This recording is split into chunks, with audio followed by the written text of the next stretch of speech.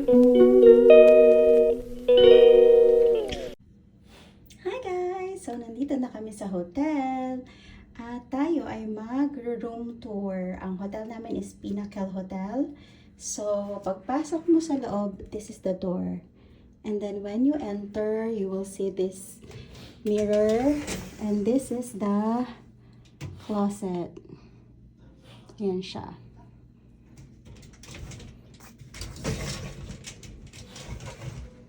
Okay, and opposite that, meron ditong isang door. And this is naman, storage naman siya. Yan. Lagay ng mga damit or whatsoever na mga gamit nyo. Para sa kasi siyang ano talaga, mini bahay. Mini apartment.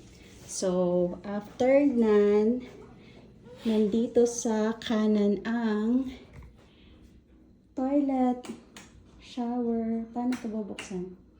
Asa na? Oh, nasa loob pala. There. 0.5 natin para meron siyang pa-bathrobe. And then, ayan siya. Spacious. Nice. May mga towels. Complimentary soap. Tapos may mga towels din underneath. May blower, may tissue. Yan. And then, this is the shower. Nice. Malaki naman siya. And then, merong shampoo conditioner. Yan. Maganda naman yung shower niya. Malaki siya. Okay. And then, paglabas mo, may kitchenette dito. Yan, malaki yung fridge. Tapos meron kang stove, pwede magluto. Tapos dito sa taas, may mga gamit. Yan. May toaster, merong kettle. Maganda ito pag matagalan ka dito. May dishwasher. See? Nice. And then my coffee maker here, the cups and the coffee.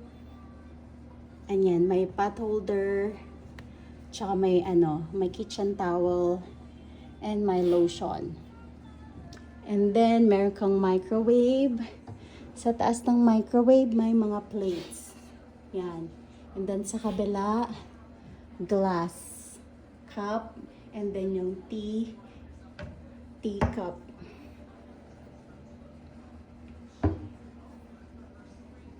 Tapos may lababo dito, may sink. Tapos dito sa may mga drawer pa din. This one, cutleries. Ito, anong laman? Dish drainer, tapos mga sandok, ganyan. Tapos may tadtaran din siya, yan. Tsaka meron siyang grater. Nice. And here, basurahan. Ay, in fairness, meron din siyang meron din siyang dishwashing soap, and then ito yung sa sa dishwasher na soap. Tapos may pagganyan din siya, oh. Cute. And, ayan siya. Andyan ang table. Tapos, yan siya. May upuan dito, may lampshade. Ayan, may TV, nice, and fireplace. And then, ayan, maganda yung window, may view. Yan, asawa ko. Asawa, happy ka sa room? Kita nyo guys dito, yung bundok na may yellow. Ayan siya. So, dyan nagpupunta yung mga tao para mag-ski. Pag nag-peak to peak yata, dyan ang punta niya. So, yan yung view namin. Nice, at least meron kaming view. Welcome to Whistler. Tapos, pagliko, meron siya ditong malaking couch. And then, meron siyang center table. This side is side table, my lamp, my phone, the usual, and the bed. Nice. And what I like about this room, meron siyang sariling, anong tawag dito, be? Hindi naman to jacuzzi, diba? Thermal, tub?